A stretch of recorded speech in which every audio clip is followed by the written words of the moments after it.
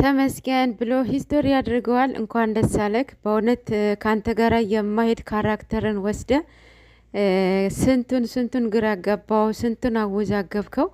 እንኳን ደስ አለ። እንኳን እኛንም እንኳን ደስ አለን። ይሄ ተንከሲስ ስራ እንድትቋጩ ስላደረጋችሁ ማለት ነው። በእውነት ከነሱ ጋር ረበስማ ሰማይና ምድር ማለት ነው። ብቻ እግዚአብሔር ይመስገን በሚገርመው ነገር ማለት ነው። የጀመረው በእናቱ ቀን በእመቤታችን በቅድስት ድንግል ማርያም ቀን ጀመረው።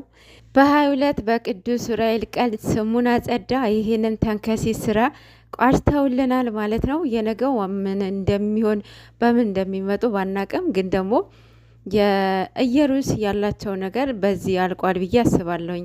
በሌላ አይዲያ ካልመጡ በስተቀር ማለት ነው። ኦልሬዲ ያው ልጁ ቢኒ እንደሆነ ተናግራለች። እኔ ግን አላሳመነኝም። ማለት ምንድን ነው ዛሬ የተናገረችው ነገር ሁሉንም ላምናት አልቻልኩም።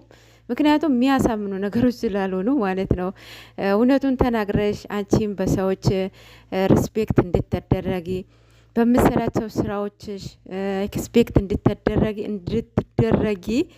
እውነቱን መናገር አለብሽ። በእውነት እናት ብዙ መስዋዕትነትን ትከፍላለች። ኦፍኮርስ ያንቺው ግን ባሰ። በስማ ባሰ ጌታን እና ጨረቃዎቼ ወደ ራሳችሁ ስራ ተመለሱ። ይህ አስተማሪ የሆነ ስራችሁን ተመለሱ። ከብዛቱ ጥራቱ ማለት ነው። ማርያምን ምን ያህል እንደሚወዷችሁ ኦዲየንስ የእውነት ዛሬ ቲክታክ ሰፈር በስማ በአንድ እግሩን የቆመው ምን ያህል ደስ እንዳላቸው ምን ያህል ማለት ነው። እና ይህ ሁሉ ኦዲየንስ እንደዚህ አይነትን ኦዲየንስ የሰጣችሁ እግዚአብሔር ነው። እናንተም በጣም ስነ ስርዓት ያላችሁ ልጆች ስለሆናችሁ ነው ይህ ሁሉ ኦዲየንስ እንዲወዳችሁ እንዲያከብራችሁ በእናንተ የማይደራደረው አሳልፈው የማይሰጡም እኮ ስነ ስርዓት ልጆች ስለሆናችሁ ነው።